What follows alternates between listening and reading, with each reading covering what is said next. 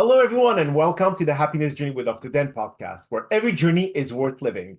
My name is Dr. Dan, and I'm your host for today's episode. I'm a bilingual neurolinguistic programming and cognitive behavior psychotherapist specializing in anger management issues, both court-appointed and private, marriage counseling using the EFT method, dissociative disorders, narcissistic personality disorders, depression, anxiety, dream analysis, and also provide life, business, and retirement coaching support. I provide individual one-on-one session in both French or English and also do group settings. If you need any assistance, reach out to DMV Therapy and Coaching Services at 301-325-1550, and our website can be found at lifecoachdanamzalek.com. Today, I'm very excited to have for our fifth episode of season 20, a very special guest and author of Confession of Hollywood Trainer, The Journey That Changed My Life, John Petrelli. And just like every of my past episode, I will leave it up to the guests to properly introduce themselves, as no one can do a better job. John, the floor is yours.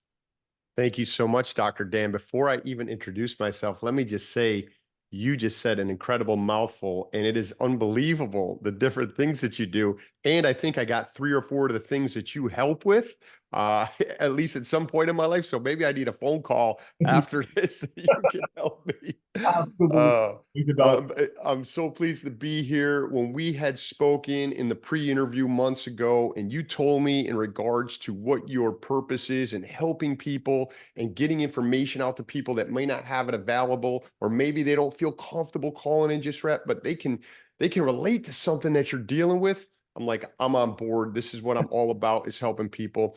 So thank you so much for having me. I've been a fitness trainer for over 30 years now, working with people from the entertainment industry to professional athletes to housewives, every walk of life. Before I became a fitness trainer, I had a journey that brought me through different anger issues, things that maybe want to change my life. And Dr. Dan, I say to people now that I'm doing public speaking, is that I've been paralyzed twice in my life. I've been paralyzed once in my youth, and it was a mental paralysis where I was paralyzed in fear, I was paralyzed in anger, I was paralyzed in violence, and I had to find techniques and ways to get out of that. And I was paralyzed once physically in 2021 with a rare autoimmune disorder called Guillain-Barré Syndrome, GBS. And I laid in an ICU bed in isolation for 10 days without moving anything but my eyeballs. And it gave me perspective that when we lose something in life, we have access to things that we can call upon. Like I lost my physicality, which was my identity for 30 plus years, and I had to rely on my mentality. And that's where I got the inspiration to write that book called Confessions of a Hollywood Trainer. And I just released 2 weeks ago a new edition for teens where there's no profanity and no adult situations, because I have such a calling to help our youth, because I see myself in them. And I was like, man, if I could have had a mentor during that time, maybe I could have avoided some pitfalls. So that's a long-winded introduction to just say, I'm a normal guy that has dealt with a lot of things that other people have probably gone through. And I've just, through the grace of God, I've been able to come through it and be with you here today. And I hope that through sharing my experience, that I can help someone through a trying time, whether they want to be a doctor, a lawyer, a better husband, a better wife, an author. Because believe me, my friend, I've grown up with learning disabilities. I have dyslexia. I mean, I sit down at a keyboard today and I'll type something out, and spell check is like, we have no idea what the hell you're trying to do here. Wow. Come back later and give us a better clue. And I say this because if I can write a book that ends up being a #1 bestseller on Amazon, I don't say this to pound my chest to say, look at me, because I don't feel like there's anything special about me. I say this because imagine what you can do if I can do this with my limitations, with fear, with shame, with all these different things. Imagine the capabilities you have that you can tap into and your greatness. Well, then, thank you so much, John, for being here today. And there's one thing that really interested me when we had our pre-podcast call is that, first of all, we're both authors, and we wrote something quite similar for one of my book, Glorious Maximus, The Inside Life of Personal Trainers, and you write a book about confession of you being a Hollywood trainer. I mean, we have so many similarities, And it's interesting that we finally connected somewhere in the universe with, I don't know, some quantum entanglement of some sort. But we're here today to be able to share to our listeners your story that will hopefully inspire everyone that listens to it. And also the fact that you had the Guillain-Barré syndrome, which, for what I understand, is it bacteria or is it a virus? So they don't know where it comes from, which is crazy because I had a bacterial infection. I do jujitsu and I had someone's toenail cut my shin and I Mhm. got cellulitis maybe 3 weeks beforehand. And then I had COVID. It could have been spurred from there. And it also can be spurred from a vaccine. So Oh, they don't know exactly where it came from, but when it hit within a week's time, I went from running and helping people and lifting weights to being in a wheelchair, getting wheeled down the ICU corridor, unable to move. And so it hit me very hard. And maybe we'll get into this, but in the past, this would have been a perfect place, a perfect opportunity for 20-year-old John Petrelli, 18-year-old John Petrelli to go, why is this happening to me?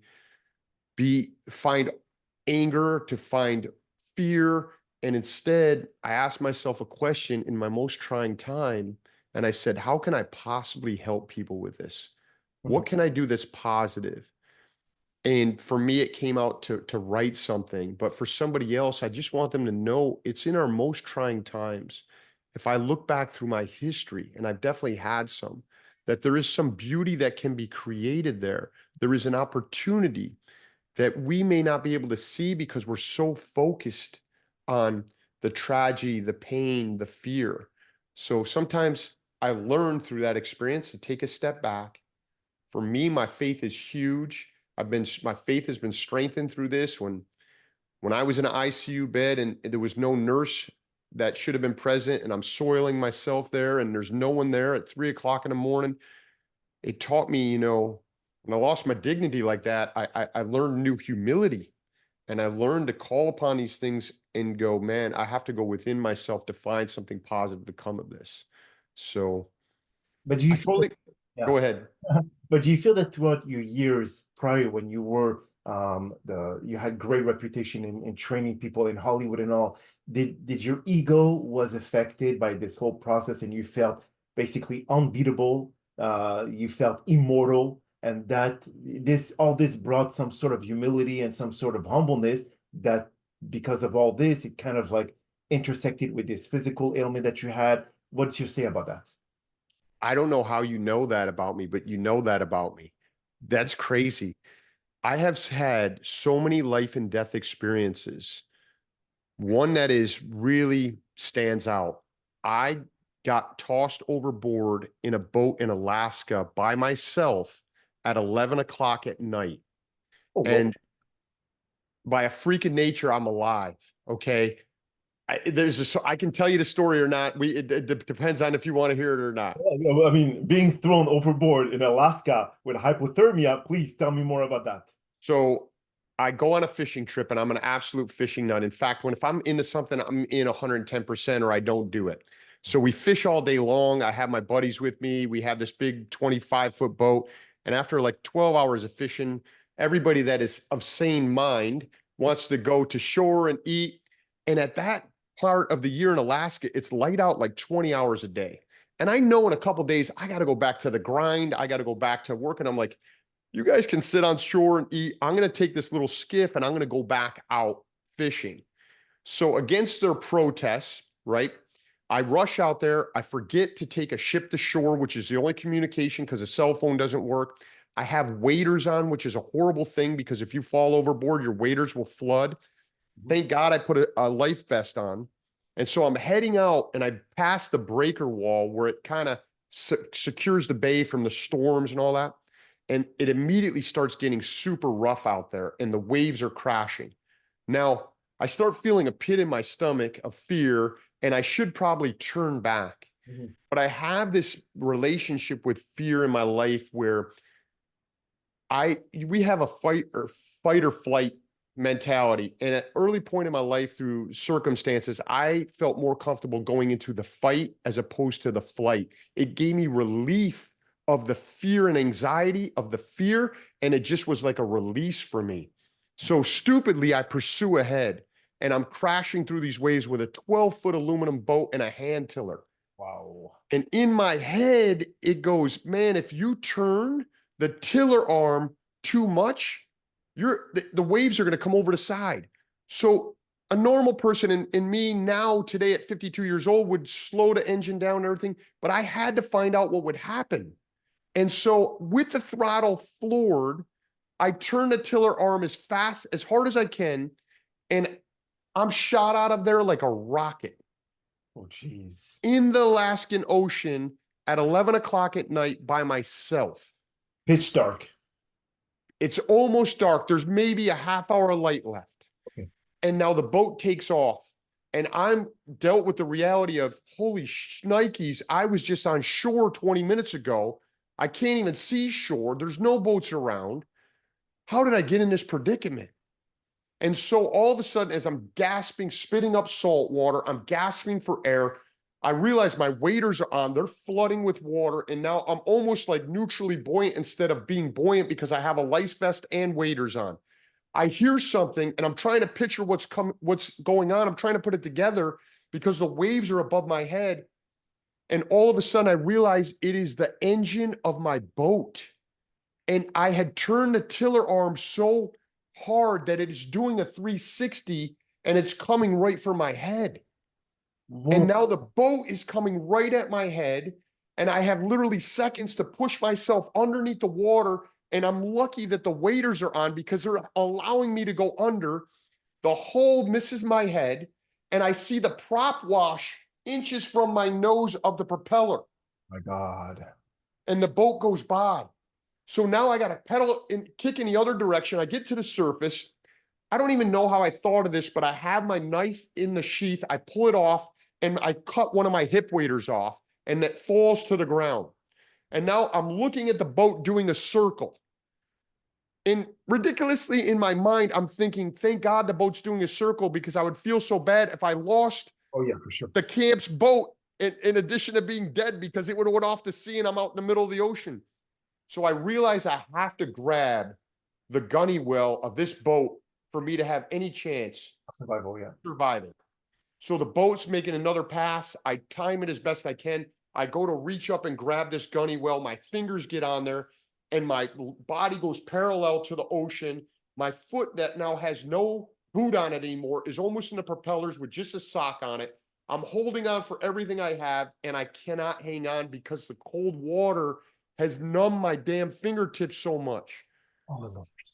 So I cut the other wader off and now I just got the hip wader and all I have is my life vest on. And here it is, maybe my last chance. I'm timing this thing where if I get hit in the head by the boat, it's over. I'm out to sea, I'm fish food. And it comes by and I reach for everything I have, every ounce of energy I've had in my life, and I grab that gunny well. And the boat tows me and I pull myself up over the gunny well and I pull the kill switch, killing the engine. And I fall into the bottom of this aluminum boat.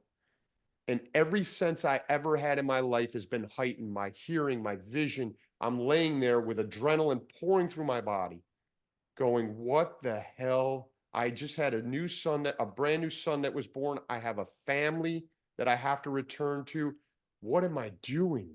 And for me, it's a metaphor, but it's so true. It's like that ocean water, the freezing Alaskan water cleansed me of this torment I had and relationship I had with fear for 20 years of my life. And I came out of that ocean different and I had a truce with fear. And I said, I'm no longer going to deal with it in that capacity where I go headstrong in and I just charge at it. I need to take a step back and evaluate the situation. But the crazy thing that has happened, Dr. Dan, to go back to your question, is had I had a relationship where I feel like I'm invincible, this is where the mind can play crazy things because I've escaped having guns pulled on me twice. I've had car accidents. I've had crazy things happen. I get out of the Alaskan water in my mind, although I have this in control now, goes, if you can escape this, what else are you possibly can you escape? And you can get into this vicious cycle of, man, I'm invincible. Yes. And in 2021, when I was paralyzed, I got humbled beyond belief Mhm. and was thankful that I surrounded myself with people that can support me. And it's bigger than John Petrelli. It is about my community of people. It is about my resources. It is about my faith that really have put me where I am today. And I'm not invincible, even though sometimes I like to think I am. And I have to be considerate and compassionate to myself and of other people. I've never told that story before, by the way, but you said something that sparked that. And I knew, I mean, I did some a little bit of digging about your life, etc. And the reason why is because yes, I wasn't sure if the boat incident was pre-Guillain-Barré or post. I wasn't sure about that because obviously there's no date with this. But this is quite interesting about how so after the boat incident and then the physical that you dealt with Guillain-Barré, did you say to yourself, okay, what other thing life has to throw at me? Kind of thing. I mean, did you say, okay, well, if I was able to survive all this, I am really invincible at this point? So what my mentality shifted and said, I was able to survive all of that, and I'm blessed and I'm here for a reason. And we only have one go through. And it is very important for me to maximize the amount of people I help and serve before we all only go have one go through. And before my time is up, I will be a happy man if I look back and my boys, my family, people I've touched have been better because of knowledge I've departed, care I've given, or helped in some manner. So I've shifted it from escaping so many things and what else can I do to who can I serve, who can I help? And in the limited, I'm 52 years old now, and whatever time I have left, I want to just really do it to my best of my ability. But that's the reason why you and I, we have incredible connections because for me, I focus a lot on the mental aspect of helping people. You did the physical, even though for many, many years, being a certified trainer from the National Academy of Sports Medicine, I was able to help people go through the healing, I mean, the physical healing when it comes to either eating disorders, it being, morbid obesity, whatever it is. And so I can understand your passion in making someone go through the chain because obviously you can guide them on what kind of exercise to do to avoid injuries, but you're not there 24/7 to hold their hands and to be able to tell them, you're not allowed to eat this, be careful with this. So, and even with this, no one will want you to be around them 24/7. But yeah, so you depend on them, and there's a lot of accountability that has to do with it. And as well, you provide them with information that they would not know otherwise. And this is what's really valuable. And this is the reason why you were brought. This is your mission. This is your purpose, John. It is. And, to touch off or to jump off of what you said, Dr. Dan, what you do is incredible in regards to the mentality, because I believe our mentality has to shift in order to really change our physicality. It all starts from there. The body is controlled really in a negative way, a positive way, whatever way you want to direct it from your mentality.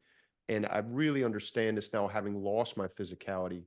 It's so important. Mental health is such an issue today for everybody, but I feel especially for our young adults that have to deal with social media and all the pressures we never had. I was a screw up enough on my own. If I had this thing, Yes, I would have been it would have been over for me.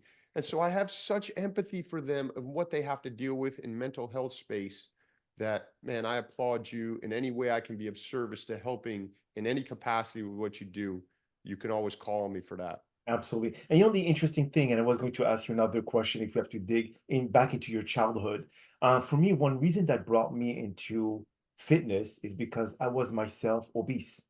Mm. And that kind of like triggered my mind. But also, I deal with hypothyroidism, which didn't help me with the losing weight. I was gaining even though I was eating nothing. So all this kind of like, you know what? I have two choices. Either I change my life because this is the only person that can do that, and I start going into fitness, into bodybuilding, and then this is the path that I took. And then that in itself brought me to learn more about kinesiology, learn more about muscle building, etc. Because I put into myself. So I said, you know what?